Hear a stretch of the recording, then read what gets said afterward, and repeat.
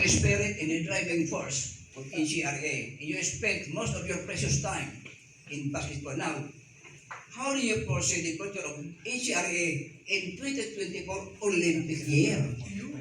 Wow, that's a huge objective for you to put on NCRAA.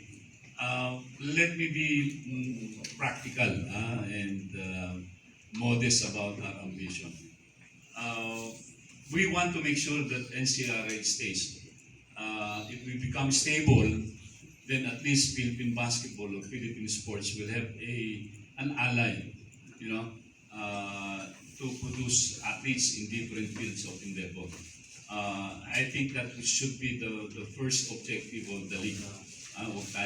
It's nice to think big, but at the same time putting our feet on the ground. Baka masyado tayo ambisyoso hindi naman natin kaya. So, one step at a time.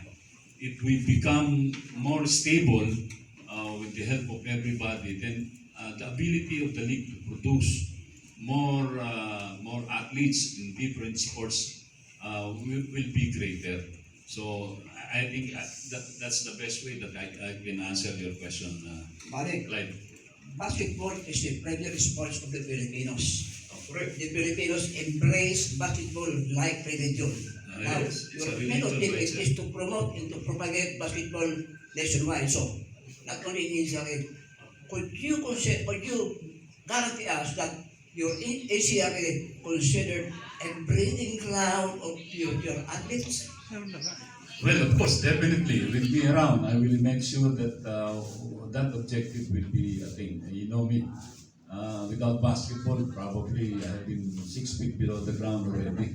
But because of basketball, it makes my blood run strong and continuous. No, so I will make sure that with my presence, the pristine objective of being an amateur or the pursuit for excellence will be there.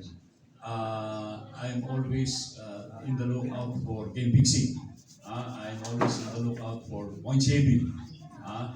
And that's why I was telling the good executive director that perhaps at this point in time, pirating of players should be addressed.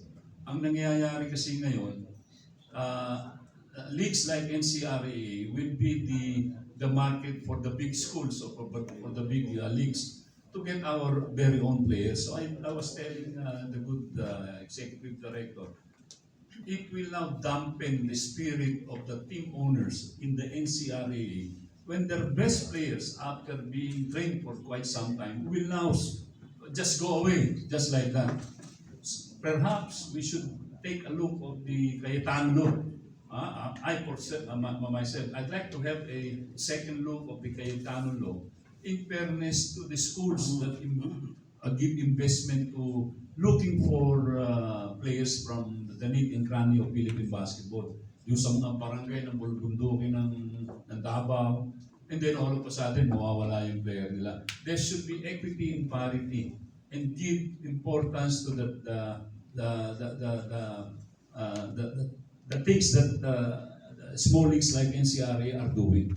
Give them the chance to harvest their own crop. No? Huwag naman yung kukunin na lang susundutin dahil number one, mas malaki offer. Ano yung offer namin? The only thing sa amin, alam mo naman ang philosophy ko, hindi baling magaling basta mura.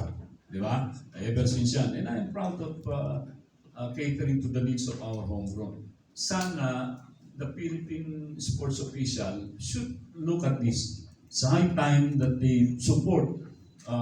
If they expect us to produce the athlete, then I expect them to craft a program that would ensure that the objectives of leagues like NCRAA will be realized.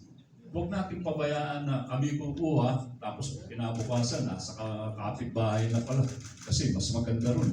Sa amin, sinanganggat tuyo lang. Ito, may lupa, may steak pa. Talo tayo dyan. It will now kill the very goose that lays the golden egg. Yun ang punto ko. And I'm pretty sure that Miss Erica T have heard my point. Pare, you spent your time in PBA.